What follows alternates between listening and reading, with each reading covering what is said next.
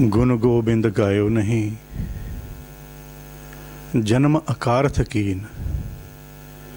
कहो नानक हर भजमना, जह बिद जल को मीन।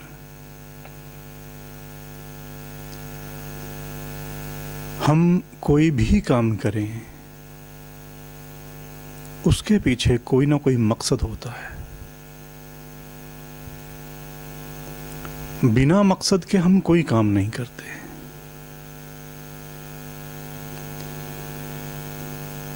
अगर हम कोई मकान बनाते हैं, किसी इमारत की तामीर करते हैं, तो उसका ये मकसद होता है कि हम उसको अपना घर बनाएंगे, उसमें रहेंगे। या ये भी मकसद हो सकता है कि हम उसको फायदे पर आगे किसी और को बेच देंगे। अगर हम कोई गाड़ी लेते हैं तो उसका मकसद है कि हमने अगर कहीं जाना हो तो हमें आसानी रहेगी।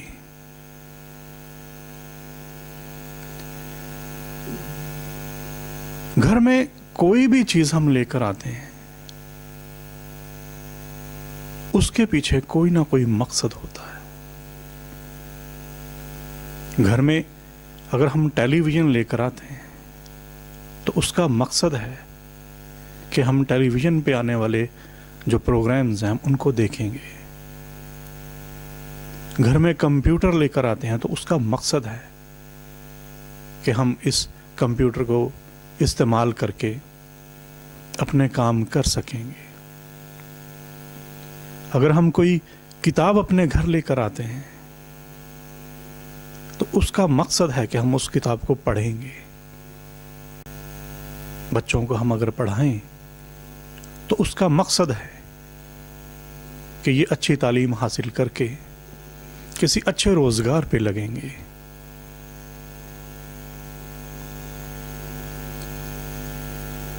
अगर हम कोई काम करें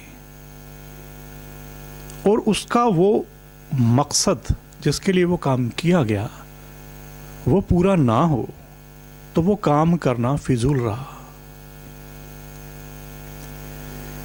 हमने अगर मकान बनाया तो उसका मकसद ये था कि हम उसको अपना घर बनाकर उसमें रहेंगे या उसको फायदे पर किसी को बेच देंगे। अगर हमने मकान बना लिया लेकिन उसमें रहे ना और ना ही उसको कहीं फायदे पर किसी और को बेचा, तो वो मकान बनाने का मकसद पूरा ना होने की वजह से वो मकान बनाना फिजूल रहा। मकान बनाया तो सही मगर उसको इस्तेमाल ना किया। मकान वीरान पड़ा पड़ा खराब हो गया। मकान वीरान पड़ा पड़ा गिरने लगा। मकान बनाना फिजूल गया। हम कोई गाड़ी खरीद कर घर लाए, मकसद था कि इसको इस्तेमाल करेंगे और कहीं सफर पर जाना होगा तो इसको इस्तेमाल करके हमें सफर करना आसान रहेगा। लेकिन गाड़ी लाए और घर में खड़ी कर दी, उसको कभी इस्तेमाल ना किया, तो गाड़ी खरीदने का जो मकसद था वो पूरा ना होने की वजह से गाड़ी खरीदना फिजूल रहा। हर काम का मकसद पूरा ना हुआ तो वो काम करना फिजूल रहा। अगर हम कोई काम करते हैं तो यही देखने में आता है कि उसका कोई ना कोई मकसद है, तो फिर इस दुनिया में आने के पीछे हमारा कोई मकसद नहीं होगा क्या? जिसने हमें बनाया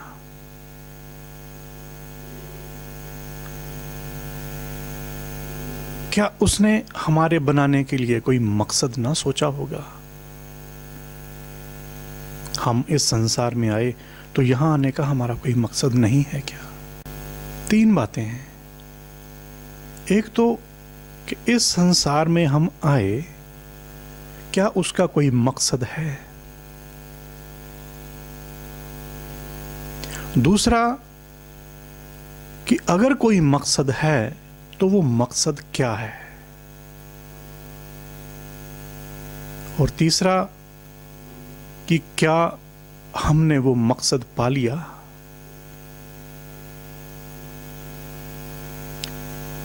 इस दुनिया में हम आए तो उसका क्या मकसद है?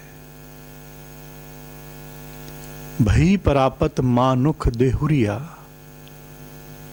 गोविंद मिलन की एह तेरी बरिया। अवर काज तेरा कितै न काम, मिल साध संगत भज केवल नाम। तुम्हें ये इंसान का शरीर मिला है तो ये भगवान को मिलने का, गोविंद को मिलने का, उस खुदा को मिलने का तुम्हें मौका मिला है। इस काम के अलावा, इस काम के उलट जाकर अगर कोई और काम तुम कर रहे हो, वो तुम्हारे काम के नहीं है, वो तुम्हारे लिए फिजूल है। अवर काज तेरा कितै ना काम, मिल साध संगत भज केवल नाम।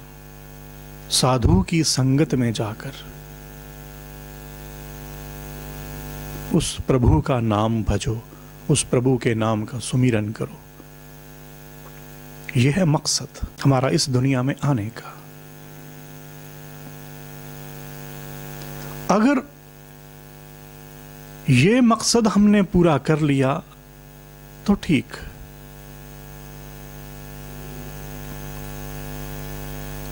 अगर ये मकसद हमने पूरा ना किया तो हमारा यहां आना फिजूल रहा। इसीलिए गुरु तेग बहादुर साहिब महाराज कहते हैं, गुण गोबिंद गायो नहीं, जन्म अकारथ कीन। गुण गोविंद, गोविंद के गुण, प्रभु के गुण, खुदा की सिफ्त सलाह। गुण गोविंद गायो नहीं, तुमने गाए नहीं प्रभु के गुण, तुमने खुदा की सिफ्त सलाह नहीं की, इसलिए जन्म अकारथ कीन। ये जो तुम्हारा जन्म है ये फिजूल हो गया, तुमने अपने जन्म को फिजूल कर दिया। अकारथ, जो किसी अर्थ में ना हुआ, जो किसी अर्थ में ना हुआ वो अकारथ, जिसका कोई फायदा ना हुआ वो अकारथ, जो व्यर्थ गया वो अकारथ, जो निरार्थ हो गया वो अकारथ। क्योंकि तुमने प्रभु के गुण नहीं गाए, खुदा की सिफ्त सलाह नहीं की, इसलिए तुम्हारा ये जन्म, इस दुनिया में आना व्यर्थ हो गया, फिजूल हो गया।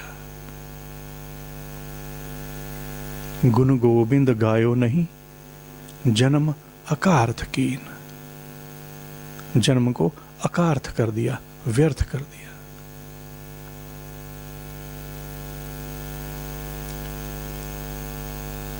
जैसे मकान बनाया लेकिन उसमें रहे नहीं, तो वो मकान बनाना अकारथ हो गया, व्यर्थ हो गया, फिजूल हो गया। इस संसार में आए, इस दुनिया में आए कि बंदगी करनी थी खुदा की, वो नहीं की। सुमिरन करना था प्रभु का, वो नहीं किया, तो यहां आना निरर्थक हुआ, यहां आना फिजूल हुआ। ये जन्म फिजूल कर दिया। कहो नानक हर भजमना, जह बिध जल को मीन। कहो नानक, हे नानक कहो।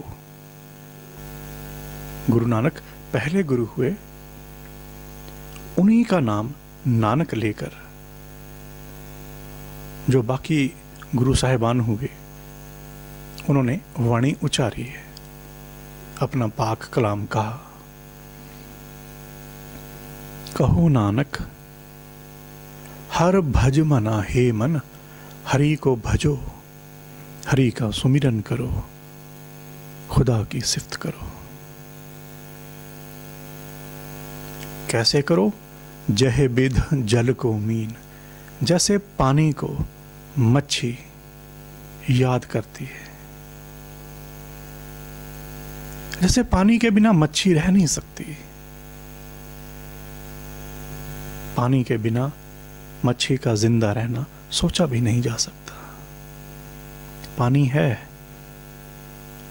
तो मच्छी की जिंदगी है। ऐसे ही प्रभु का सुमिरन हो तो इंसान की जिंदगी हो। प्रभु से बिछड़कर जीवन भी कैसा। जो सच्चा भक्त हो वो तो सोच भी नहीं सकता प्रभु के बिना, प्रभु की याद के बिना, प्रभु की बंदगी के बिना जिंदा रहना। राम वियोगी ना जिया, जिया तबौरा हुए। जो बिछड़ा हुआ महसूस करे अपने आप को प्रभु से, वो जिंदा नहीं रह सकता।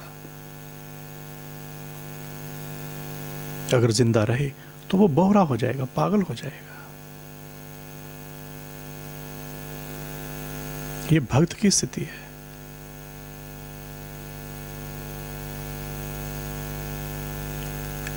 ऐसे उस प्रभु को याद करो जैसे मच्छी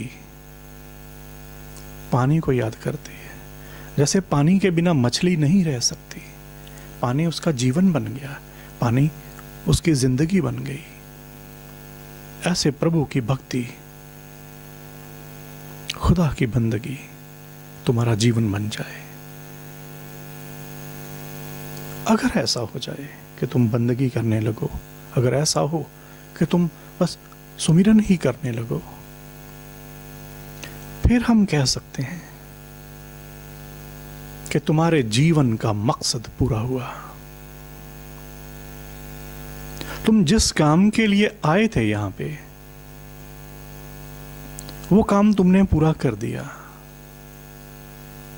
नहीं तो मकान बनाया, उसमें रहे नहीं, रहे बाहर, तो मकान बनाने का क्या फायदा हुआ। गाड़ी ली पर उस पर सफर नहीं किया, तो गाड़ी लेने का क्या फायदा हुआ। मकान बनाना फिजूल गया, गाड़ी लेना फिजूल गया। ऐसे ही अगर खुदा की बंदगी ना की, प्रभु की भक्ति ना की, तो जन्म लेना व्यर्थ गया, जन्म लेना फिजूल गया। और फिजूल किसने किया? हमने खुद किया।